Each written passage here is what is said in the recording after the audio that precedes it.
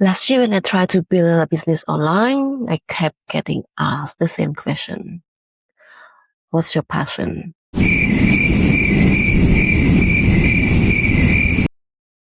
Find what you love, find what you're good at, build your life around that intersection. It sounds beautiful, but I didn't have a passion.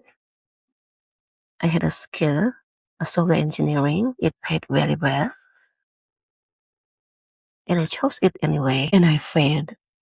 Not because the skill was wrong, but because the question was wrong. The questions sound like a formula.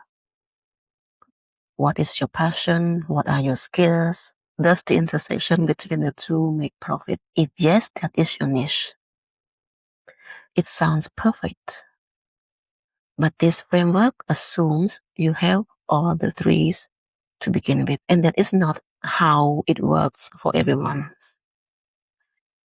If money is not a problem, what would you wake up doing? My honest answer was rest, homeschool my daughter. Not because I was lazy, because without purpose, that was the only life that made sense for me. And that beautiful question made me feel like something was wrong with me, like I was the only one who didn't have a passion. If that is you, you didn't miss anything. Questions were built by the same broken ruler that failed you in school. So why did those questions fail? Because you cannot think your way to a dream. Art sends signal to the brain, then the brain sends to the heart. Your nervous system holds an identity right now, and it returns to that identity every single time. When someone asks, what is your passion? They are asking your brain to think and answer. Your identity has never failed. The answer was never in your thoughts. It never was. So today we do it differently. We start with feeling. Now take a pen and a piece of paper, not a phone. Here is how you do this. Wake up early, before anyone else in your house, before your neighborhood wakes up. Sit somewhere quiet. Take 3 deep breaths. Feel the peace. This is your alpha state. Calm, relaxed, open. From this place, let the answers flow, not from the mind, from the heart. Write whatever comes. Don't edit. Don't judge. This is how you find what is real. Now let the questions land. First question. What do you want to feel every single morning when you wake up? Happy, joy, peace, or free? Whatever comes, write it down. Don't judge it. Second question. If money is not a problem, what would you do? This could be 2 different things. Path A, you already know your passion. If you wake up knowing what lights you up, what makes time disappear, what you could do forever, that is your direction. Write it down. Path B, you see a pain point. If you don't have personal passion yet, ask this instead. What problem in the world keeps you up at night? What breaks your heart? What would you give your time to fix? For me, it was this. I saw people being unkind to each other. I saw people I love, my family, my relatives, feeling completely stuck, not knowing what direction to walk into, what to do after finishing school. They were lost in searching who they are. That kept me up at night. So the question is not just about you. It is about what you see that needs changing.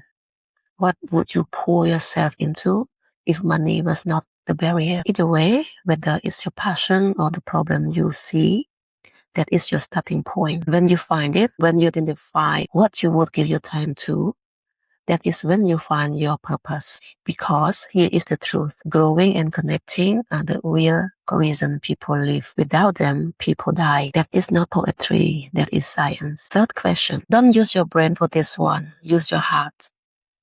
Feel your dream life. Not just the work, the whole life. Your health, your relationships, your mornings, what you own, where you live, who is beside you. How does it look? How does it feel to wake up inside it? Write it down as much detail as you can. Then keep a dream book. Write different versions of that life, different scenarios, different images. Sit inside each one.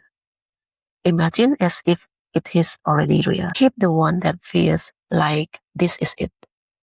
This is the life I want to live in. Now I want to tell you why most of us never even get this far. We are not afraid of the dream. We are overwhelmed by the distance between where we are and where we want to go. The gap looks impossible. So we stop dreaming. We stay exactly where we are. But here is what I need you to hear. The first step is not to figure out how to get there. The first step is to know how you want to feel, how you want to live, how you want people to remember you. It doesn't have to be a big mission. Even if it only touches your family, that is a legacy. And here is the part nobody tells you. The gap between your life and that life, it is not your skills. It is not your time. It is not your money. It is your identity. And identity can be rewired. After you finish this writing, don't put it away. Check in with your dream book every week. Let it grow with you. I made a workbook for this. The questions, the space to write, the science behind why it works. It is free. Link in the description. Print it, use it. And if this video made you feel something, share it. With the person who answered nothing, who believes everyone else was born knowing, they didn't miss anything. The questions were wrong, and that is okay. Because you just did something most people never do. You sat with the question, you fell for an answer. That is where it begins. Not with a perfect dream, not with a perfect plan, with the willingness to feel what is true. Next time, we go deeper. The identity. Because knowing a dream is one thing. Becoming the person who lives it, that is the real work.